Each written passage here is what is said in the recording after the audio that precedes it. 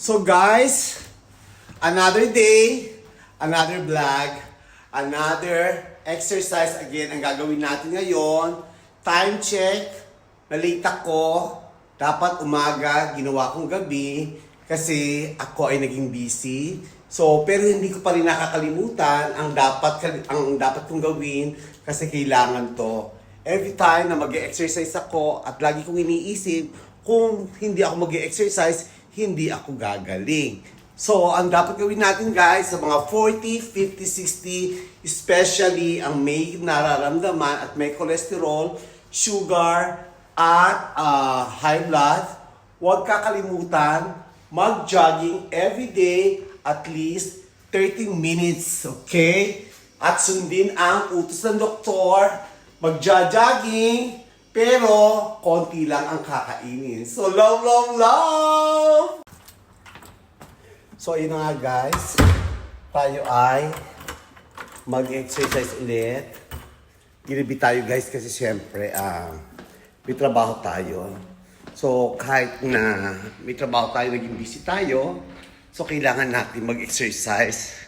Isipin lang natin sa pag-exercise na to, ay mayroon tayong mapupulot na aral.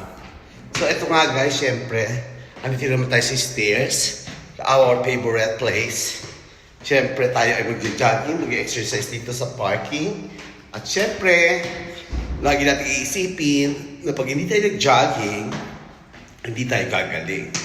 So sa lahat ng mga 40, 50, 60, huwag nang umarte, gawin na lang at sundin na lang ang sinasabi ko.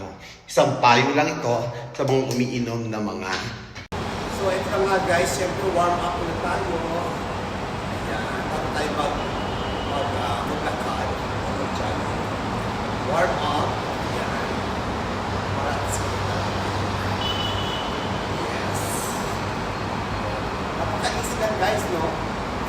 Gawin nyo lang ng habit ko para at least yung mga sugar natin at yung high blood at syempre cholesterol ay lumaba. Kasi hindi siya bababa guys kasi every time ka nag-exercise at kumikilos sa iyong katawan.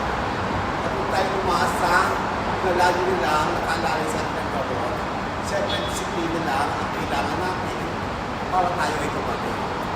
So ayun lang guys at syempre sinishare ko po kasi gusto ko at experience ko na tayo ay gagaling. Ganon. So, ayan na nga guys. Tayo ay natapos na mag-warm up. Tayo naman ngayon ay maglalakad. Ganon. So, suti lang naman ang lifestyle. Kung gusto nyo talagang gumaling, susundin nyo utos ng doktor. Dahil ako, in fairness, etong paglalakad ko to ay 3 months na ako, ay 9 months na. 9 months na ako nag-walking, nag-exercise, kasi every 3 months, nagpapalipid profile ako. At nakikita ko naman na nagbabago ang aking lipid profile, mga result ng aking medical. So, I believe na pag may tiyaga, may nilaga. At pag gusto mong gumaling, may paraan. So, ayun lang guys. So, love, love, love.